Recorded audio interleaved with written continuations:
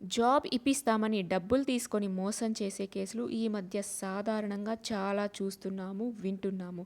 అయితే ఈ కేసులో ఎలా ముందుకు వెళ్ళాలో తెలియక చాలామంది చాలా బాధపడుతూ ఉన్నారు. అయితే ఎలా వెళ్ళాలో చెప్తాను, జాగ్రత్తగా వినండి. ఇలాంటి మరిన్ని వీడియోస్ కోసం నా ఛానల్ని సబ్స్క్రైబ్ చేయండి. ఇంకా మీకు ఏవైనా లీగల్ ప్రాబ్లమ్స్ ఉంటే సొల్యూషన్ కావాలంటే నాకు కామెంట్ సెక్షన్లో కామెంట్ చేయండి.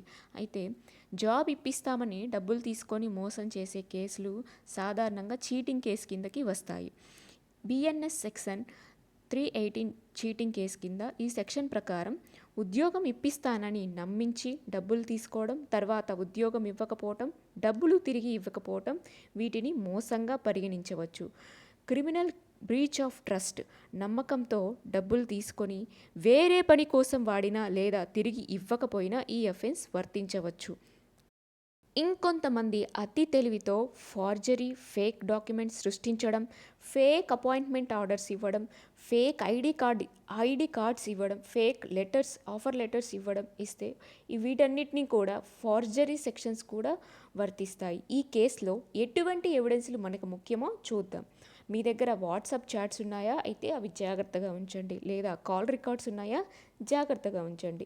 Bank statements, Google pay, PhonePe screen shots, cash ఇచ్చిన విట్నెసెస్ ఉన్నారా?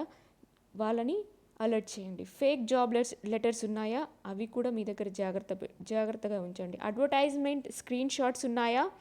ఆఫీస్ లొకేషన్, ఫొటోస్, వీడియోస్ వీటిలో కనీసం ఏవో ఒకటో రెండో మన దగ్గర ప్రూఫ్స్ అనేవి ఖచ్చితంగా ఉంటాయి మోసపోయిన వారి దగ్గర.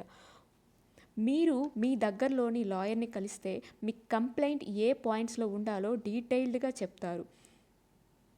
అక్యూజ్డ్ పేరు, ఫోన్ నెంబర్, ఎప్పుడు కాంటాక్ట్ అయ్యారు మీరు అతన్ని, ఏ జాబ్ కోసం ప్రామిస్ తీసుకున్నారు, ఎంత అమౌంట్ తీసుకున్నాడు మోసం చేసిన వ్యక్తి, ఎలా పేమెంట్ చేశారు, ఇప్పుడు ఎలా మిమ్మల్ని అవాయిడ్ చేస్తున్నారు, డబ్బులు నేను ఇవ్వను పోవయ్యా, నేను తిరిగి ఇవ్వను పోవయ్యా, నేనేం చేసుకుంటావు చేసుకోపో అని దబాయించడం, అవన్నీ కంప్లైంట్లో వివరంగా రాయాలి.